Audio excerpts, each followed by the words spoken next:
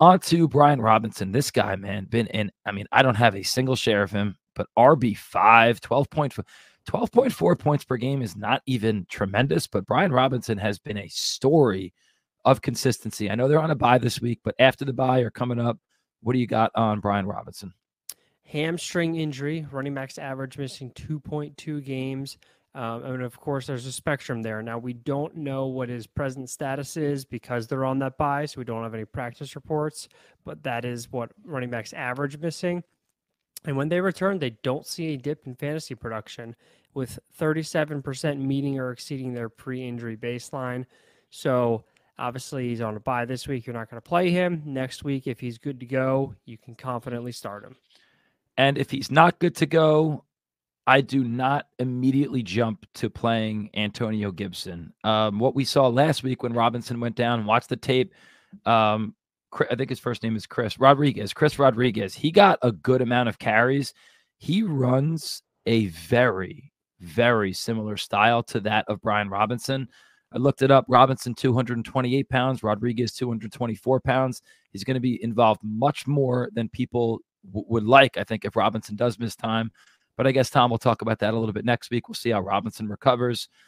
But the Commanders, man, at least me and you can agree on that we both hate the Cowboys and that we both don't like the Commanders.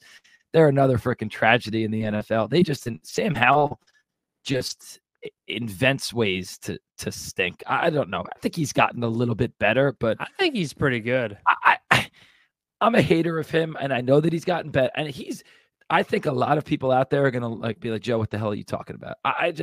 I just don't understand how Terry McLaurin leaves a game with 3 targets and 0 catches. I just don't get it. I don't understand it. They don't like Jahan Dotson. He finds Curtis Samuel, who has been a thorn in my side all year.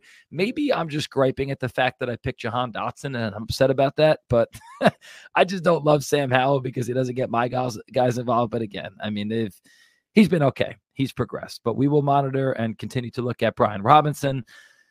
Christian Watson, guy that's at wide receiver 49, not a great year. Back-to-back weeks, though, of 17.9 and 24.1 half-point PPR points per game. Jordan Love looking good. The Packers looking good. Give us some news on Christian Watson's hamstring. Injured it late in the game the other night, and this is the same hamstring that he injured in camp that forced him to miss the first 3 games. He's got a history of this. This is his 4th career hamstring injury, and this is only his 2nd season in the league.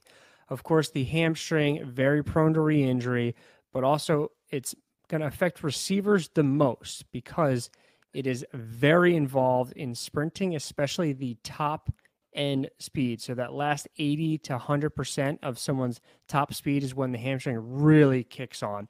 And receivers are the one position that actually gets to their top speed regularly, which is why they are more affected than anyone else.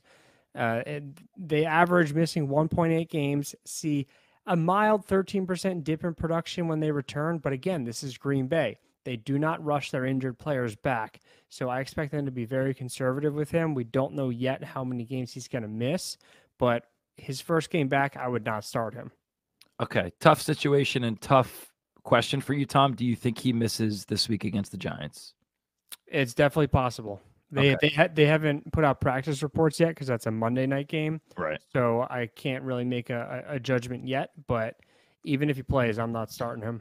Okay. And wow, it's the Monday night game, so that makes it even harder for us to figure out, like, if we should play him, should we not play him? And weirdly enough, just a side note, I just noticed there's 2 Monday night games this week, so that's fun. We got the Giants-Packers, and we got the Titans-Dolphins. Great. We get to watch the Giants get their asses kicked, and we get to watch the Dolphins win by 4 touchdowns.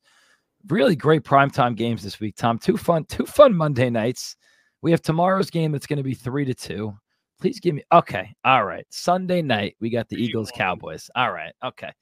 That's what we're looking forward to. The other primetime games. It's going to be a good one. That's the NFL right there. That's a fun game. Okay.